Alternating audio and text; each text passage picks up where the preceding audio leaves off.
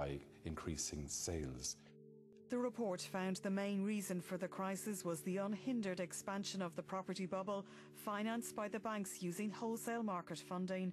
Attendant risks went undetected or seriously misjudged by the authorities. A tough conversation between the external auditors and the banks was missing in the years when it was becoming apparent by balance sheet review that the models had changed and there wasn't a robust challenging of those models.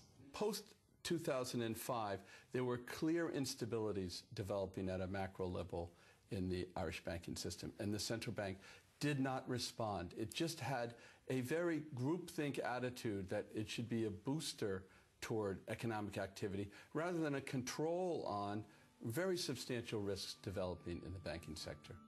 On the role of external auditors, there appears to have been no challenging dialogue with the covered banks on their business models and their growing property and funding exposures. On the bank guarantee, the report stated that if accurate information had been available, it's quite likely that a more limited guarantee, combined with a state takeover of at least one bank, might have been considered more seriously. Today's report coincided with the publication of the severance deal for former AIB Chief Executive Colm Doherty. He got €430,000 as well as €700,000 in lieu of a year's notice and a further cash payment of around €2 million in lieu of a contribution to his pension. He was legally entitled to those payments under his contract with the bank, and a contract that had been agreed when he was appointed in November 2009.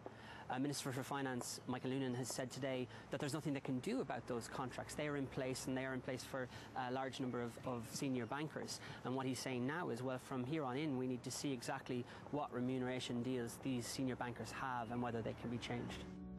It's the latest in a long list of huge payments to high-profile banking figures since the government bailout, sparking public outrage. Eugene Sheehy's salary was €938,000 by the time he left AIB, while former Bank of Ireland boss Brian Goggin left on a salary of €1.1 million. Michael Fingleton, whose Irish Nationwide came in for severe criticism in today's report, walked away with a €1 million bonus in 2008. Former regulator Patrick Neary retired on a €630,000 payoff and pension. I think it's breathtaking that that there's an announcement that €3 million in a package comprising salary, severance pay and a top-up of pensions. I know that it was all contracted for. I know it was probably approved by a previous government, but it is absolutely breathtakingly stupid, really, that a package of that size can be, put together for 1 year's service to a bank that reported 12 billion of losses. The new Minister for Finance, Michael Noonan, says this didn't happen on his watch and that he wants a clear out of the senior bank executives who got us into this mess. However, an angry public will need more convincing that the problems outlined in today's report have really been resolved.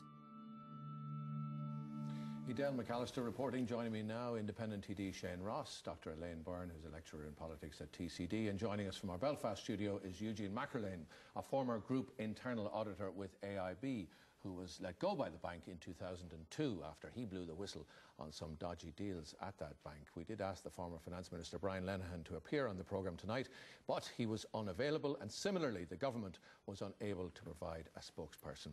Shane Ross, to you first, just on the AIB and the Managing Director, the Colm Doherty thing. People have made that link between the Nyberg Report and that payoff. Are we talking about the same thing? Are we talking about a legacy issue, something that was there and we simply inherited, or was it something that could have been altered and could still be altered? It's certainly not a legacy issue, and it's quite evident that this only emerged today. The contract, which the AIB is kind of hiding behind as an excuse and saying we can't do anything because the contract gives him this money, that was only agreed less than 18 months ago. You're talking about a large number of other people who are still in the banks, who obviously have similar contracts, even maybe more lucrative contracts. So let's not pretend that there's kind of clear blue water between us and that period. These things are still going on. But could some of that 2 million in the pension entitlements not have been a carryover from his previous employment with the bank, and so therefore it could not have been altered at the time the new contract was drawn up? That's possible, but we don't know because they don't issue with the contracts. Should we? I mean, of course we should see the contracts. Given that we now own AIB, we should be able to see We should see all the contracts, and all this should be transparent because it's our money. And I think as Peter Matthews said on that clip there, you've got A guy getting €3 million from a bankrupt bank, and the taxpayer is not being allowed to see the contract, paying the $3 million and losing the $12 billion. This is still going on, and let's not pretend it's not, and it's not good enough for the minister who's introduced some reforms, I think, in the Dáil today, to say, look, we want the board to review their board policy. They should sack the boards today.